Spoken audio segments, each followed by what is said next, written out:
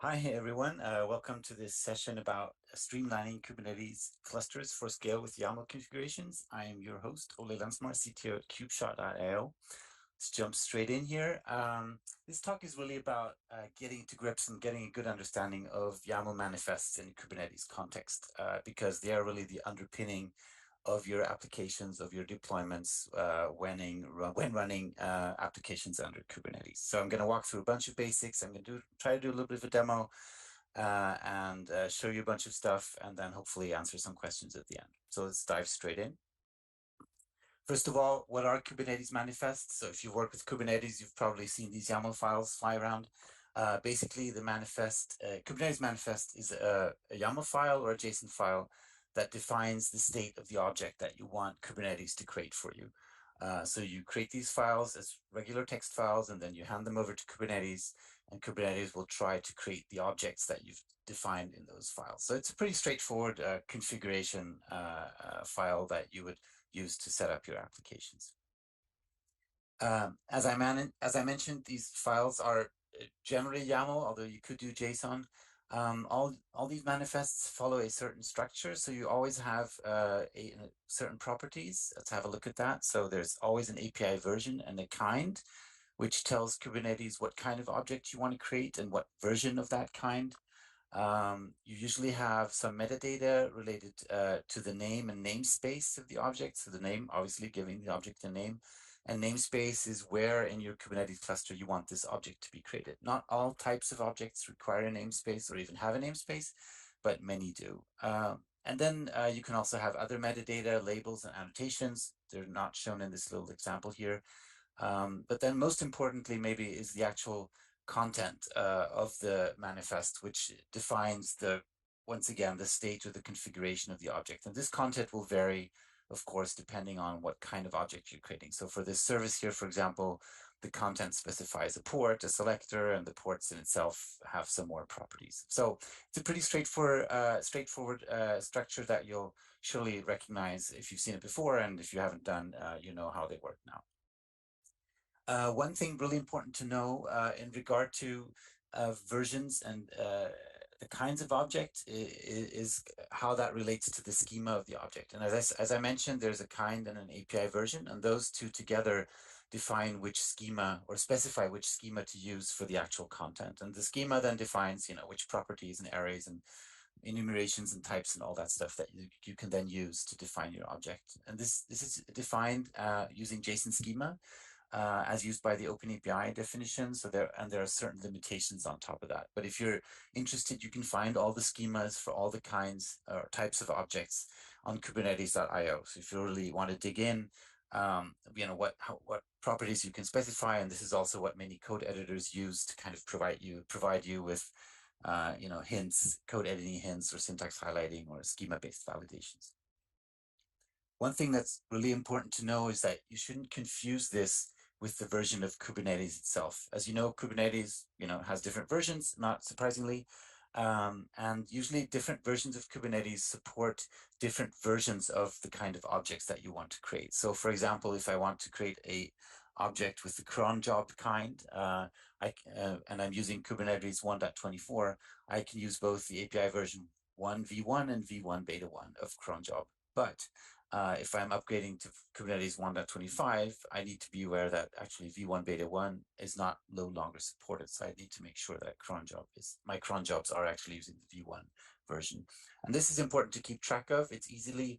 You create an object, early on in your Kubernetes journey using a v1 beta 1 version, and then you kind of just leave it at that as time goes. And since Kubernetes updates pretty often, you need to make sure that as you maybe upgrade, to make sure that it actually supports the versions that you're using. And if it doesn't, there are usually easy ways to migrate from one version to another. So, but it is something you need to keep track of.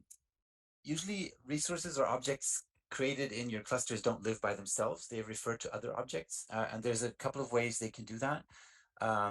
One is a very common, just by referring to other objects by name. So this is a name reference here. I'm referring to a config map by this name here. Others are references are using selectors. So for example, this service here applies to use a selector to apply itself to all other objects or pods that have a label with this name and this property value. Or you can even have very specific object references where you say, for example, this is a role binding, which has a reference to roles that have to be a specific group, specific kind, and a specific name. And these are super important to get right, obviously.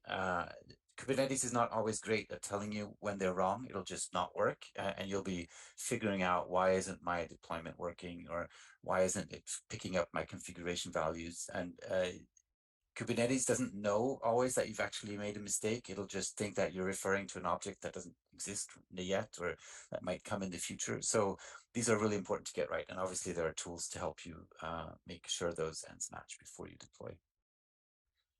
One thing important to understand with the YAML is that when you send it up to Kubernetes, for Kubernetes to create the corresponding object, Kubernetes will store that YAML and it'll add a bunch of information to it. One of the more important ones is a status property, as you can see here in this example, where Kubernetes then puts a bunch of properties and telling you the status of that object as it's, during its life cycle. And this is not a values you can set yourself, right? These are set automatically by Kubernetes components. And if you're using, a cluster exploration tool like Lens or Kubernetes dashboard, you're going to see those values usually being presented in a more readable way than just being YAML. But it's important to know that if you deploy something and then you look at the YAML in your cluster and you're like, where did the status come from? Well, it's actually something that Kubernetes adds for you. And it adds a bunch of other things as well. So I'm going to show you that in just a little while. When it comes to creating manifests and editing them, this is straightforward, right? Since they're YAML, it's basically text. So you can use any IDE, and usually you probably do copy paste, right? You'll find maybe you're creating an application, you've already created an application, you'll copy paste from your existing configurations and then you'll adapt those. If you're starting from scratch, there are of course tools to generate those. There's code snippets, etc. Or you can just use kubectl, which is the the command line tool included with Kubernetes, which has some really nice commands to just get you started. I'm going to show that in just a little while, how you can use kubectl to generate a simple objects. And then from there, obviously, you'll have to maybe add more properties and configuration data. But it's a great way to get started because you know that you'll be getting something that's valid and that's also compatible with the version of Kubernetes that you use.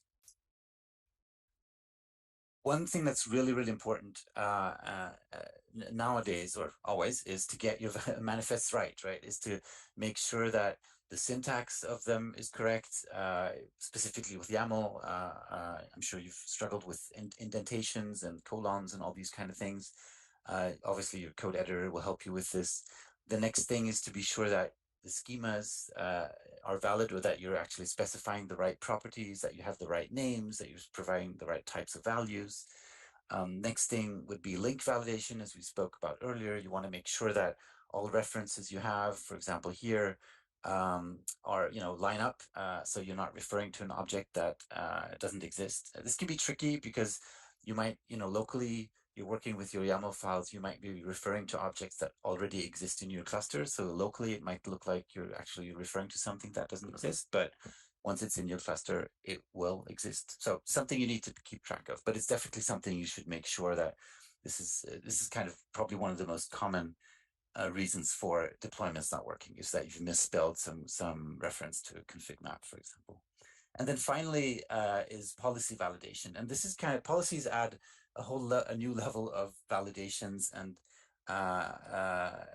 to your manifest, because these can be related to performance, to security, to a bunch of things. And so let's talk a little bit more about that, and specifically using something called the OPA, or Open Policy Agent, which is an open source project widely adopted by a lot of tools out there.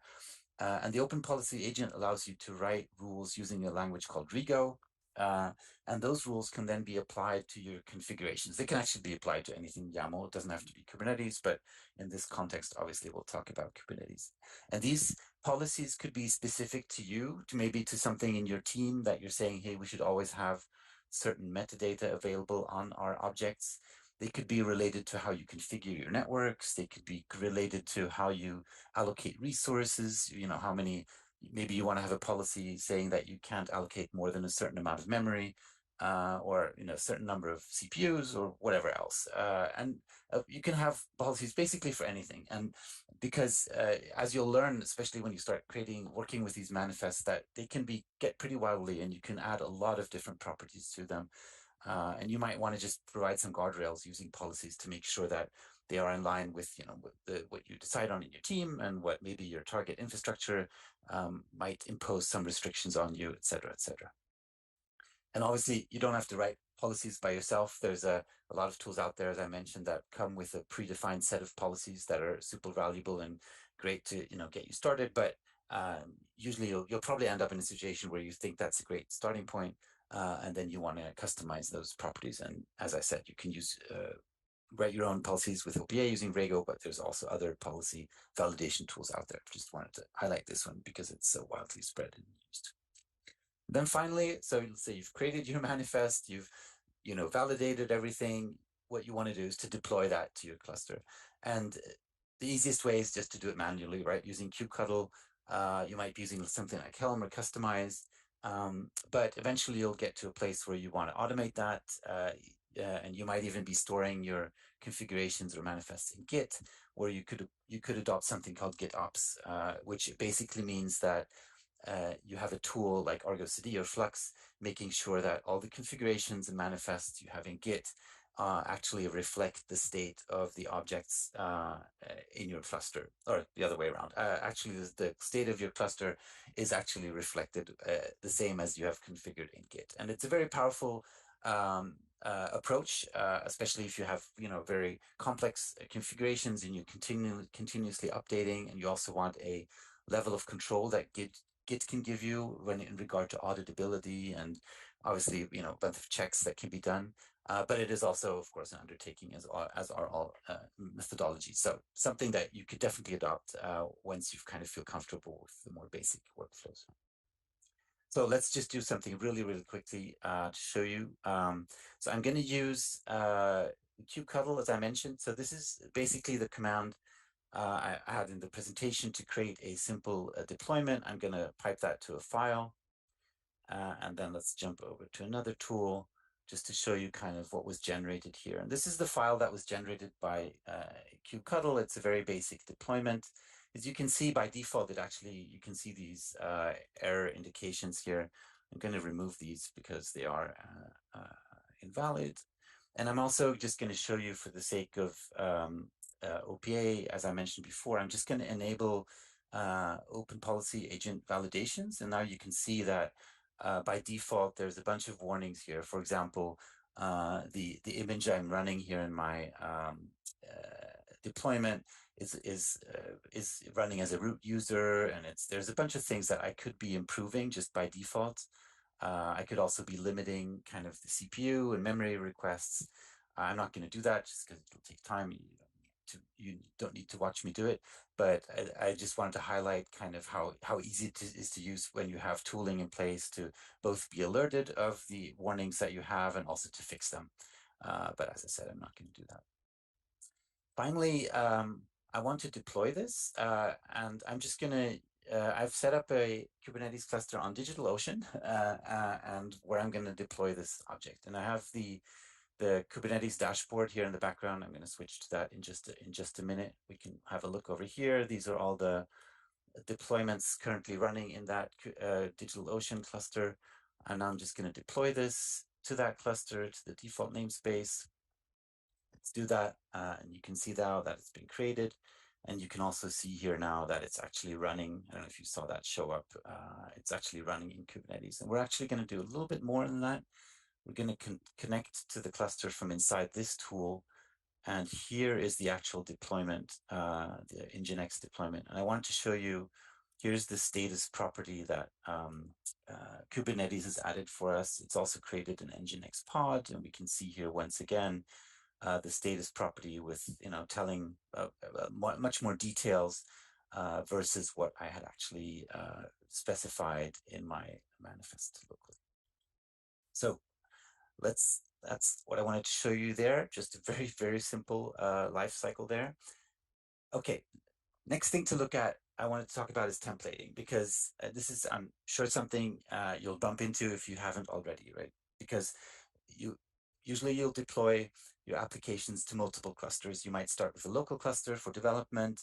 You might set up a testing or staging cluster, and then eventually a production cluster. And you'll find pretty soon that you might want to configure your deployments differently. You might, for depending on where you deploy them. So, as we saw, that you could have memory constraints or CPU constraints. I might not have any of those locally because it doesn't really matter. But when in production, I might really want to constrain that to make sure that I'm not using resources that that I shouldn't be using. And to achieve this, I don't want to have 3 copies of my manifest. I want to use some kind of templating tool which allows me to start with a single manifest and just change what needs to be changed for each target environment. And there's a bunch of great tools out there to help you do this. There are those that are native YAML native, meaning that they basically use a YAML syntax to help you define these templates. Kustomize is that one, by far I think the most well-known and popular. I'll get back to that in a while. There are those tools that use a more of a custom templating approach or language. Helm, which I'm sure many have heard of, uses that approach. There's also JSONnet and Tanka.dev. And then finally, there are tools that allow you to basically write code to generate your manifests. So it's a totally different approach. CDK is maybe the most well-known there, but there are others once again. And whatever works for you works is usually a good choice. When it comes to Kustomize, just a little bit dive into that. In Kustomize, you create your base manifests.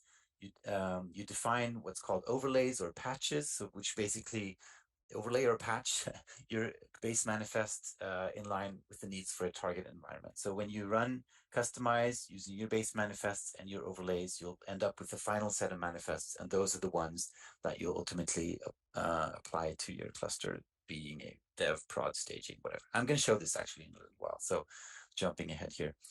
The other one is Helm, what I wanted to talk a little bit more about because it's just so widely used and popular. Helm uses the concept of Helm charts, which is basically a way of packaging your applications.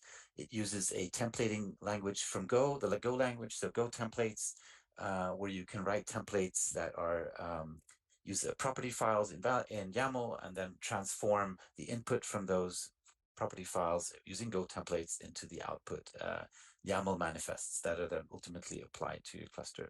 And the really nice thing with Helm is it has a fantastic ecosystem and for packaging your applications and distributing them in Helm repositories. So if you aren't aware, or if you're there are Helm charts out there for almost anything that you might want to install, everything from Postgres to Minecraft to I don't know, you name it. So it's a really, really convenient way of packaging your applications.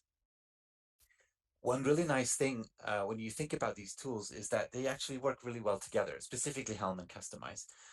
So usually when you use a Helm chart that you find out publicly, that doesn't always give you all the freedom that you need to deploy that component into your infrastructure. And that's where you can use Kustomize to then overlay maybe some runtime configurations or properties into what's actually generated by Helm. So as before, the example could be Postgres, use the Postgres Helm chart or the MongoDB Helm chart, which kind of generates sets of manifests, and then you could overlay further customizations or additional properties to those manifests specific to your to your infrastructure. So these two actually work really, really nicely together. So they're not always opposed to each other, or it's one or the other. It's more that they solve different problems in a different way. So let's do a really, really short demo before I'm going to finish this off. So let's jump over to, this is a demo project actually from the DigitalOcean Kubernetes examples project. It's called a microservices demo. Just wanted to show you here. So here's a customization. It's a microservice application, and as you can see, there's customizations for dev, prod, and staging. So for different environments. So if I preview the prod customization, this is basically showing me now all the objects that would be generated by the prod overlay, and you can see that it's deployed into a namespace called microservices demo prod. But if I instead have a look at the staging customization, these are the objects generated by that. You can see that it's actually deploy it to a different environment and also has some different properties. And since we're short on time, I'm not going to talk more about that. Let's just really wrap it up. When it comes to the life cycle of your manifests, you can kind of think of it like this, and I wanted to highlight some tools that you can use. So usually you start off with generating and updating your manifests. You can use kubectl, VS Code, WebStorm, IntelliJ. Next step would be to preview or to apply templates, and as I mentioned, Helm, Customize, etc. You'd use some tool to validate the output of those tools to make sure that what ultimately goes into your cluster is valid. As mentioned, a bunch of tools here. You might want to compare what you've generated to your cluster just to make sure you're not introducing any big changes. And then commit the changes that you have and deploy them. And this, if you're using Git or GitOps, you'd commit to Git and then using CI/CD or Argo CD or Flux, or you might just deploy directly to your cluster. And then you could use K9s or Lens or the Kubernetes dashboard to actually look what's running in your cluster. Obviously, I want to also promote the tool Monocle that I was showing here. It's an open source tool. It allows you to do all of these things that I mentioned by integrating with all the other tools around this lifecycle, but I'll do everything from one place. So it just makes things much, much easier for you. And finally, I'm going to try to pull in some recommendations. So understand the manifests and their lifecycle. Always try to use the latest stable API versions for your manifests. Try to keep them simple. Don't add a bunch of properties that you don't really know what they do or that could be overlaid later. Try to work with policies as you start to get the hang of it to make sure that everyone in your team is doing things the same way. It'll make maintenance and handover much, much easier. I talked about templating tools. Use those when you start seeing the value of them and when you need them. Validation, super important to do that before you deploy. Don't count on tools in your cluster to help you validate. Those tools like Kubernetes, others are great, but they shouldn't be your only quality gate. The earlier you validate, the earlier you'll catch errors and the quicker you'll be able to actually deploy something into your cluster. And then, of course, automate validation, as I just mentioned. GitOps, I mentioned that. Recommend you to adopt that, but it's a big thing to adopt. It'll touch a lot of people in your organization, so don't run into it with really knowing what you're getting into. And finally, use whatever tool that fits into your workflow and makes your teams and you and your teams productive. So whatever works and that helps you to build your applications and make your end users happy is usually the best choice. And that was a lot of talking in a lot of short time. Thank you so much for listening. You can find more about Monocle, etc. You can reach out to Discord. I will be watching. I will be watching the Discord channel also for more questions. And thank you so much. And there is a question: what is the VS Code plugin that you use for Kubernetes? There is a Kubernetes, I think it's just called the Kubernetes plugin, to be honest. I am not a avid VS Code user, but it's perfectly fine. It has some gaps, especially thinking of the lifecycle that I mentioned. You'll have to add a bunch of other plugins to help you with previews, to help you with validations, and help you with other things. But for just basic syntax, highlighting, and connecting to clusters, doing some basic things, I think that plugin is perfectly fine. And with those words, I don't know if there are any more questions. I will stop there and head over to Discord after this talk, and happy to answer more questions there. Thank you.